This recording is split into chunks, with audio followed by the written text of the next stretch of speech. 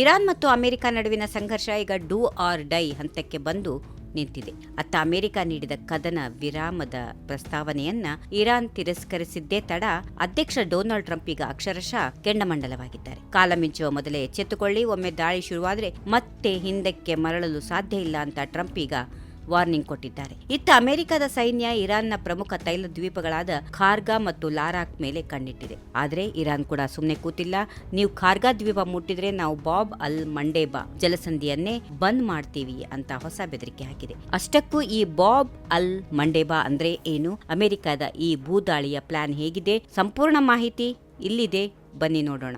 ಮಧ್ಯಪ್ರಾಚ್ಯದ ಯುದ್ಧ ಈಗ ನಿರ್ಣಾಯಕ ಹಂತಕ್ಕೆ ತಲುಪಿದೆ. ಅಯಾಕ್ಸಿಯೋ ವರದಿಯ ಮಾಡಿರೋ ಪ್ರಕಾರ ಇರಾನ್ ಮಾತುಕತೆಗೆ ಬರದೆ ಹೋದ್ರೆ ಅಮೆರಿಕ ಸೈನ್ಯ ಈಗ ನೇರ ಭೂದಾಳಿ ನಡೆಸಲು ಸಿದ್ಧತೆ ಮಾಡಿಕೊಳ್ತಾ ಇದೆ. ಇರಾನ್ನ ಆರ್ಥಿಕತೆಯ ಬೆನ್ನೆಲುಬು ಆಗಿರೋ ಖಾರ್ಗಾ ದ್ವೀಪವನ್ನ ವಶಪಡಿಸಿಕೊಳ್ಳೋದು ಅಮೆರಿಕದ ಮೊದಲ ಟಾರ್ಗೆಟ್. ಯಾಕಂದ್ರೆ ಇರಾನ್ನ ಅತಿ ಹೆಚ್ಚು ತೈಲ ರಫ್ತಾಗೋದು ಇದೇ ದ್ವೀಪದಿಂದ. ಅಷ್ಟೇ ಅಲ್ಲ, ರಾಡಾರ್ ವ್ಯವಸ್ಥೆ ಹೊಂದಿರುವ ಲಾರಕ್ ದ್ವೀಪ ಮತ್ತು ಅಬು ಮುಸಾ ದ್ವೀಪಗಳನ್ನ ತನ್ನ ಕಂಟ್ರೋಲ್ಗೆ ತೆಗೆದುಕೊಳ್ಳಲು ಅಮೆರಿಕ ಪ್ಲಾನ್ ಮಾಡಿದೆ.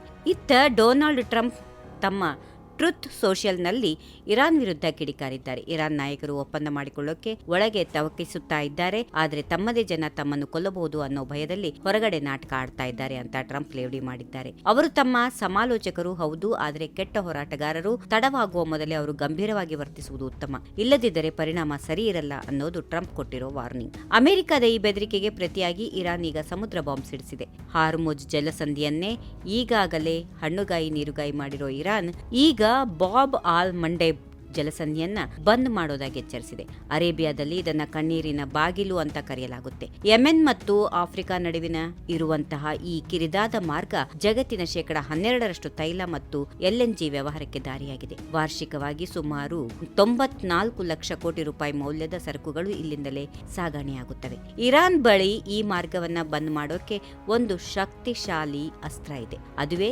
ಯೆಮನ್ನ ಹೌತಿ ಉಗ್ರರು. ಗಾಜಾ ಯುದ್ಧದ ಸಮಯದಲ್ಲಿ ಈಗಾಗಲೇ ಹಡಗುಗಳ ಮೇಲೆ ದಾಳಿ ನಡೆಸಿರೋ ಹೌತಿಗಳನ್ನ ಬಳಸಿಕೊಂಡು ಕೆಂಪು ಸಮುದ್ರಕ್ಕೆ ಹೋಗುವ ಹಾದಿಯನ್ನೇ ಇರಾನ್ ಬ್ಲಾಕ್ ಮಾಡಬಹುದು.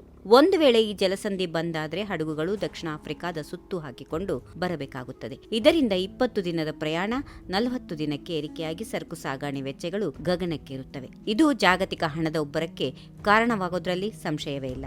ಅಮೆರಿಕದ ಪ್ಲಾನ್ ಕೇವಲ ತೈಲ ಸೌಲಭ್ಯಗಳ ನಾಶಕ್ಕಷ್ಟೇ ಸೀಮಿತವಾಗಿಲ್ಲ. ಇರಾನ್ ಸೈನ್ಯದ ಬಳಿ ಇರೋ ಯುರೇನಿಯಂ ಅನ್ನು ವಶಕ್ಕೆ ಪಡೆಯುವ ಬಗ್ಗೆಯೂ ಚರ್ಚೆಗಳು ನಡೀತಾ ಇವೆ ಎನ್ನಲಾಗ್ತಾ ಇದೆ. ಅಂದ್ರೆ ಇರಾನ್ನ ಅಣುಶಕ್ತಿಯನ್ನೇ ಚ್ಯೂಟಿ ಹಾಕೋದು ಅಮೆರಿಕದ ಬೃಹತ್ ಯೋಚನೆ. ಟ್ರಂಪ್ ಅವರ ಸಂಪುಟ ಸಭೆಯಲ್ಲಿ ಈ ಬಗ್ಗೆ ಗಂಭೀರ ಮಂಥನ ನಡೆದಿದ್ದು, ಸಂತಾನ ಹಾದಿ ಸಂಪೂರ್ಣ ಮುಚ್ಚಿದ ಕೂಡಲೇ ಈ ಡೆಡ್ಲಿ ಆಪರೇಷನ್ ಶುರು ಆಗುವ ಸಾಧ್ಯತೆಗಳು ದಟ್ಟವಾಗಿವೆ. ಒಟ್ಟಿನಲ್ಲಿ ಇರಾನ್ ಮತ್ತು ಅಮೆರಿಕ ನಡುವಿನ ಈ ಜಿದ್ದಾಜಿದ್ದಿನ ಜಗತ್ತನ್ನ ಮಹಾಯುದ್ಧದ ಅಂಚಿಗೆ ತಂದು ನಿಲ್ಲಿಸಿದೆ. ಇರಾನ್ ತನ್ನ ಅಸ್ತಿತ್ವಕ್ಕಾಗಿ ಸಮುದ್ರ ಮಾರ್ಗಗಳನ್ನ ಬಂದ್ ಮಾಡ್ತೀವಿ ಅಂತಿದೆ. ಇತ್ತ ಅಮೆರಿಕ ಇಡೀ ಇರಾನ್ನನ್ನೇ ಆರ್ಥಿಕವಾಗಿ ಮತ್ತು ಮಿಲಿಟರಿ ಪರವಾಗಿ ಧ್ವಂಸ ಮಾಡ್ತೀವಿ ಅಂತಿದೆ. ಈ ಸಂಘರ್ಷದ ಪರಿಣಾಮ ಭಾರತದಂತ ಆಮದು ಅವಲಂಬಿತ ರಾಷ್ಟ್ರಗಳ ಮೇಲೆ ಹೇಗಾಗುತ್ತೆ ಅನ್ನೋದು ಈಗಿರೋ ದೊಡ್ಡ ಆತಂಕ. 28 ದಿನ ಕಳೆದ್ರೂ ಈ ಕಿಚ್ಚು ಆರುತ್ತಿಲ್ಲ, ಬದಲಿಗೆ ಇನ್ನಷ್ಟು ಜ್ವಾಲೆಯಾಗಿ ಹಬ್ಬುತ್ತಿದೆ, ಆತಂಕಕ್ಕೆ ಈಡು ಮಾಡಿದೆ.